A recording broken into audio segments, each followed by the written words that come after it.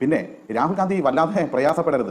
അദ്ദേഹം കോൺഗ്രസിൽ CJP എന്നൊക്കെ പറയുമ്പോൾ അത് അദ്ദേഹം ഉദ്ദേശിച്ചത് ഏതായാലും കോൺഗ്രസ് തന്നെയായിരിക്കുമെന്നാണ് എനിക്ക് തോന്നുന്നത്. കാരണം ഇവിടുത്തെ KPCC പ്രസിഡന്റ് ശ്രീ സണ്ണി ജോസഫിന്റെ സഹോദരനാണല്ലോ ഇന്നലെ BJPയുടെ പരിപാടിയിലേക്ക് പോയത്. അതുകൊണ്ട് KPCC പ്രസിഡന്റ് ആണല്ലോ ഏറ്റവും ഉയർന്ന സ്ഥാനം. ആ സ്ഥാനത്തിരിക്കുന്ന ആളുടെ സഹോദരൻ പോകുന്നു.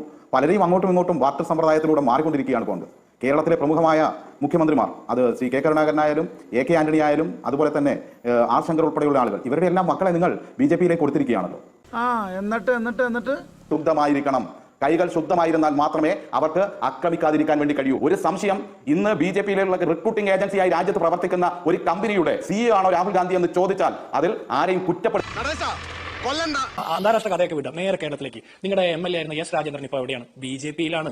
നിങ്ങൾ സതീഷിനെ പോലെ ഒരു 2-3 ആഴ്ച മുമ്പ് കേരളത്തിലെ പിണറായി വിജയന് വേണ്ടിയിട്ട് വാദിക്കാൻ വന്നിരുന്ന റെജി ലൂക്കോസ് ഇപ്പോൾ എവിടെയാണ്? റെജി ലൂക്കോസ് BJPയിലാണ്. ഇനി താങ്കൾ മറ്റേ സണ്ണി ജോസഫിന്റെ അനിയൻ പോയതിനെ കുറിച്ച് പറഞ്ഞു. അനിയൻ പോയത് ഗ്യാസ് ഏജൻസിയുടെ കാര്യത്തിനാണ്. എന്തു ആയിക്കോട്ടെ, BJP പോകും, എന്തു ആയിക്കോട്ടെ, അത് ഞങ്ങളുടെ ഉത്തരവാദിത്തമൊന്നുമല്ല. ഈ സമ്പത്തുണ്ടല്ലോ, നിങ്ങളുടെ ഡൽഹിയിലെ പ്രത്യേക പ്രതിനിധിയായിട്ട് നിങ്ങൾ സർക്കാർ ഖജനാവിൽ നിന്ന് പണം ചെലവഴിച്ച് വാഴിച്ച സമ്പത്തിന്റെ അനിയൻ കസ്തൂരി BJPയുടെ അംഗത്വം എടുത്തു. നിങ്ങൾ അറിഞ്ഞിരുന്നോ? അതൊരു ആലപ്പുഴയിൽ നിങ്ങൾ ഭാര്യ കൊടുത്ത പീഡന കേസ് പോലെ ഒതുക്കി തീർത്തുകൊണ്ട് സംരക്ഷിച്ച ബിപിൻ സി ബാബു BJPയാണ്.